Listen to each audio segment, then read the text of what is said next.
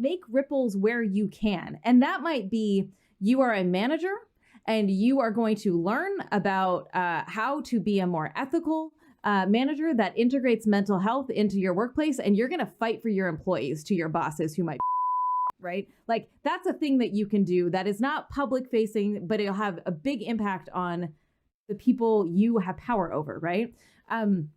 You and your friends are playing like games and you're in a lobby and someone is saying like awful things, like call it out.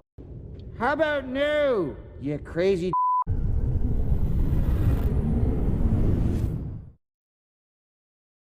E3 2021. Oh, what a joyous occasion. We had Nintendo revealing Breath of the Wild. We had Xbox coming out with Halo Infinite and blew all of our minds. And we had the greatest part of E3 that had ever happened in history. Anita Sarkeesian. Let's get into it.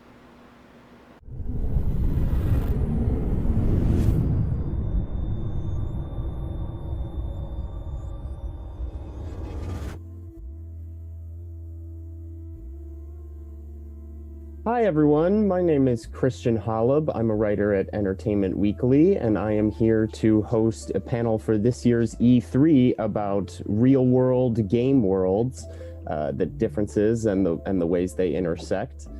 With me here are our panelists, Gary Whitta, screenwriter, Daniel Erickson, former creative director at BioWare, Juan Vega, narrative designer at Netflix, and Rihanna Pratchett, writer and narrative designer. Thank you guys so much for joining.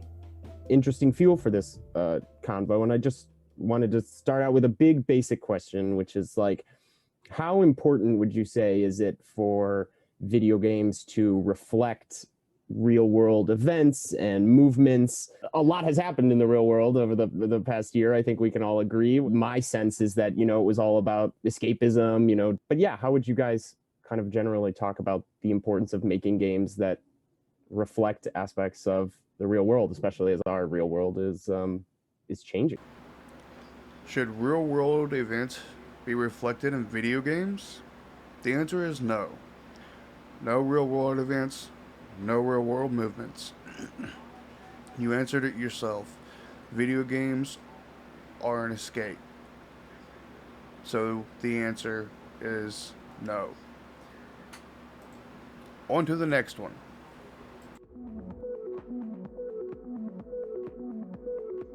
Hi there, my name is Rebecca Valentine. I am a reporter with IGN, and I am here with an amazing panel of folks here to talk about mental health. I have Anita Sarkeesian, Gordon Bellamy, and Mike Wilson here to talk. Anita, could you please introduce yourself and tell us a little bit about what you do and what you're about? Sure. Yeah. I'm Anita Sarkeesian. I'm the executive director of Feminist Frequency. I'm most known for a series of videos I made called Tropes versus Women in Video Games that, ruffled a few feathers back in the day.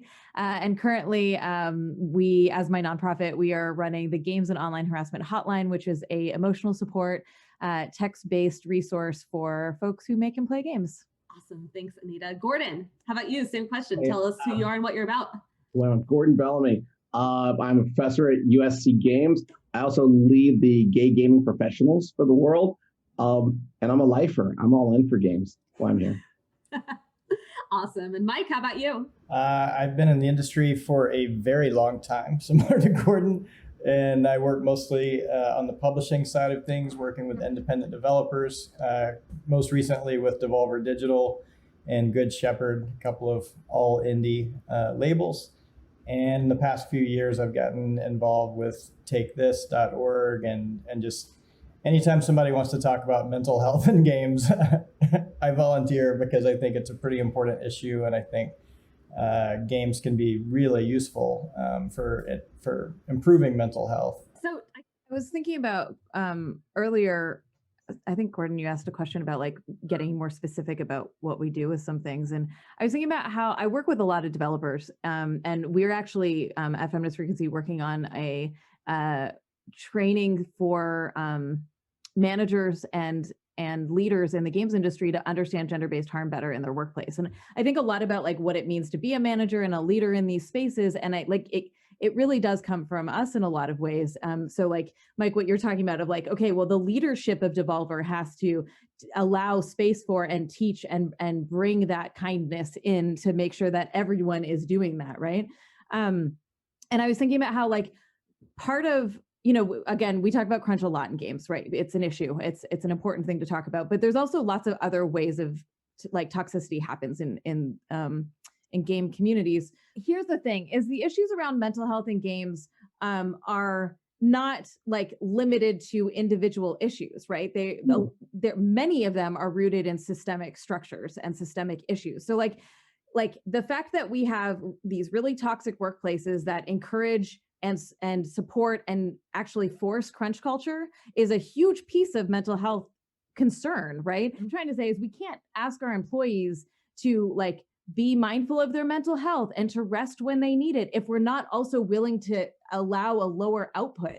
Yep. Right? A reduced output. And that's just the reality of like, you got to make a choice here. You can't be spouting like rest and mental health and all and expect the same level of work. And the reality is you're probably going to get a better quality of work at the end of the day. Because when we are rested, when we have taken care of ourselves, when we've had breathing room away from our creative projects that are taking up every single brain cell, we come up with the best ideas, right? We come up with the best ways of doing things. And so I think I started this and I didn't finish this by saying I got a text right before this started about how like a friend's publisher was like, hey, it's Friday today was we're recording this, and was like, hey, we need this thing by Monday. And he's like, no, like I'm not doing that to my team. My team has worked so hard. But I think that's some of what we need to normalize as well, right?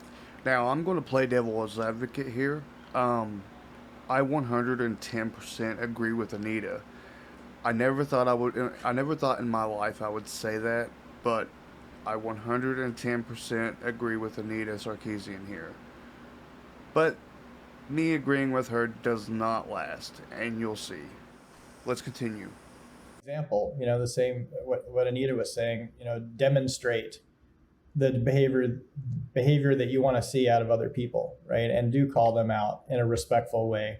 And expect that they might not, as Anita said, might not be at that level yet and might take a mean swipe at you. And you've got to be ready to accept that with grace or not necessarily accept it, but reflect it with grace and not just become the part of the problem, right? So it's all this, we're all students and teachers, whether we want to be or not. Like your behavior is teaching everyone in your orbit, how they, it's an example, good or bad, right? So I try to remember that, whether it's in my industry or just in life, like you might not want to be a teacher, you might not want to be an influencer or a role model or whatever, but you are. And you're mostly influencing the people that are around you, which tend to be the people you love the most, right? So I think you just take that to your communities that you care about and go, this is how you do it. You don't say that, you just do it, There's people who have power in this industry to influence people in the right direction, whether that's people who are in charge of studios or in charge of companies or in charge of communities. And then there's individuals who are responsible for themselves and are responsible, not to go online and, tell their favorite developer that they hate them. Whoa, whoa, whoa, whoa, whoa. That's bullshit. When a developer makes a game and you get the game and the game is shit, you need to let them know. When you go to a restaurant and you eat food and the food is shit, you tell the chef. That's how the real world works. That's the way things are supposed to happen. That's what you're supposed to do. There is no ifs, ands, or buts about it. Okay? Now, that does not mean make death threats. That does not mean make death threats if the video game doesn't come out when you want it to, because in the brilliant mind of Shigeru Miyamoto, he once said, a delayed game is great, but a rushed game is forever bad. But like I said, you gotta let that developer know if the game is shit. Let's continue. take care of yourself while also thinking about what kinds of impacts you can have in your ways, right? In your ways. Make ripples where you can. And that might be you are a manager and you are going to learn about how to be a more ethical manager that integrates mental health into your workplace, and you're going to fight for your employees to your bosses who might right? Like that's a thing that you can do that is not public facing, but it'll have a big impact on the people you have power over, right? You and your friends are playing like games and you're in a lobby and someone is saying like awful things, like call it out, because if you can, right? If you are in a space to do that, like call it out, be that person, make it not normal. Oh, Anita, I absolutely 100% agreed with you earlier, but up to this point here, I completely disagree. When you are in lobbies and you are shit talking your buddies in lobbies, or someone is shit talking, it's a normal thing. It's always been a normal thing. It's always going to be a normal thing. Shit talking is what guys do when they're playing video games. No one should stand up for the person getting talked down to. If someone's got skills and they are using those skills to beat their opponent and they shit talk, that's perfectly fine. That happens. Calling names, on the other hand, that are derogatory or something like that, I don't agree with. But shit talking is an absolute normal thing. So I'm sorry, but you're wrong again. And if anybody wants to know what my problem with Anita Sarkeesian is, she likes to talk about video games like she knows them. And pretends that there are sexist things that happen in video games when there's really not. So a good example would be The Legend of Zelda Breath of the Wild. She said that Link has to go rescue the princess from Ganon in that game. She's apparently never even played that big game because for 100 years Link has been dead. And he's been reviving. Zelda has been holding Ganon off so he doesn't destroy the entire fucking world of Hyrule. When Link wakes up, he gets his memories back, goes to help Zelda out. Then, Link doesn't even kill Ganon. Zelda does. She uses her powers and seals him away. That's the issue I have with Anita Sarkeesian. So, yeah, I'm not going to agree with her here either. I agreed with her one time earlier because what she said was absolutely true. Crunch is a problem when it comes to devs and video games. Because it causes bad